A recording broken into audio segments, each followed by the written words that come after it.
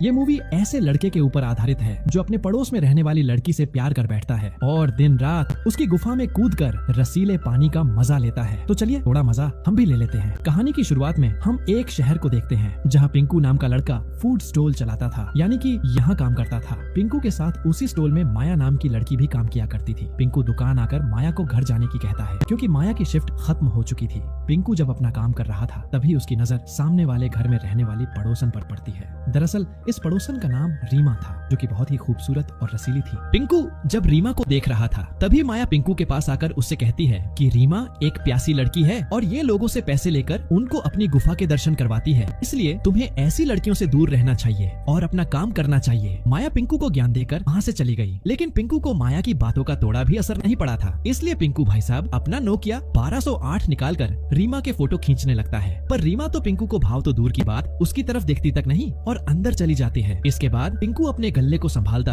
है कि आज कितनी कमाई हुई, क्योंकि जो कमाई होती थी वो गल्ले में जाती और जो टिप मिलती थी वो पिंकू की जेब में जाती है, क्योंकि बेचारा पिंकू तो गरीब है और वो दूसरे की दुकान पर काम करता है। थोड़ी देर बाद पिंकू बैठकर फोन चला रहा था, तभी उसकी शॉप पर रीमा आकर उससे मैगी मसाला मांगने लगती है। पिंकू भी जल्दी से उसे मैगी मसाला देता है, लेकिन गलती से वो मैगी मसाले को नीचे गिर गया था। तो पिंकू रीमा से माफी मांगने लगता है, तो रीमा पिंकू से कुछ न कहकर उसके पास जाकर पिंकू को चूमने लगती है। और रुको यार, पिंकू भाई तो सपना देख रहे थे, अभी शाखा नाम का लड़का आकर पिंकू का सपना तोड़ देता है और पिंकू को मोमोज पैक करने का ऑर्डर देता है। पिंकू भी शाखा का ऑर्डर तैयार करने लगता है, क्योंकि पिंकू जानता था कि शाखा डेली रीमा के घर जाकर उसकी गुफा खोदता था, लेकिन वो कुछ नहीं कर सकता था। थोड़ी देर बाद पिंकू ऑर्डर देने के लिए जा रहा था, तभी उसे उसके पापा का कॉल आता है जो कि पिंकू से पैसे मांगते हैं, लेकिन पिंकू के पास इतने पैसे नहीं थे कि वो अपने पिताजी को पैसे दे सके। इसलिए वो फोन काटकर अपनी सेविंग के पैसे देखने लगा। अभी एक प्यासी बुढ़िया पिंकू के पास आती है और उससे कहती है कि क्या तुम और ज्यादा पैसे कमाना चाहते हो? अब पैसे तो सबको चाहिए, इसलिए पिंकू भी हाँ बोल देता है। तो वो प्यासी बुढ़िया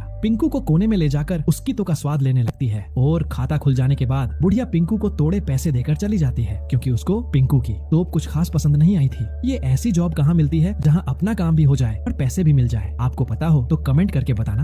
अगली सुबह पिंकू की शिफ्ट खत्म हो चुकी थी, इसलिए माया आकर अपना काम संभालने लगती है। पिंकू को जाते टाइम एक बैग गिरा हुआ दिखाई देता है। जब पिंकू उस बैग को चेक करता है तो उसने नशे वाली दवाई थी, जिसे देखकर पिंकू समझ चुका था कि शायद ये बैग शाखा का होगा, क्योंकि वो कल रात को ही ऑर्डर लेकर गया था। तो पिंकू उस बैग को अपने रखकर जल्दी से मैगी मसाला पैक करता है और भागकर जल्दी से रीमा के घर आकर उसको बुलाता है और रीमा से कहता है कि शाखा नाम का तुम्हारा दोस्त मेरी शॉप पर अपना बैग भूल गया था। फिर पिंकू उसको बैग दे देता है और लास्ट में रीमा को मैगी मसाला भी थमा देता है। रीमा उससे पैसे के बारे में पूछती है, लेकिन पिंकू उसको पैसे लेने से मना कर देता है, क्योंकि पिंकू भाई तो रीमा की पिंक लेने के चक्कर में थे। तभी वहाँ एक आदमी आता है जो रीमा के रूम में जाकर गेट बंद कर लेता है। ये देखकर पिंकू समझ चुका था कि भाई अब तो रीमा की पिंक लाल होने वाली है। रात को माया की शिफ्ट खत्म हो चुकी थी, इसलिए पिंकू भाई साहब दुकान संभालने लगते हैं और माया वहाँ से जाने की तैयारी करने लगती है। तभी वहाँ रीमा आकर पिंकू को रात की मैगी मसाले के पैसे देती है, लेकिन पिंकू अभी भी पैसे लेने से मना कर देता है, क्योंकि वो रीमा की गुलाबी से लाल करना चाहता था। माया इन दोनों को बातें करता देख वहाँ से चली जाती है। माया के जाने के बाद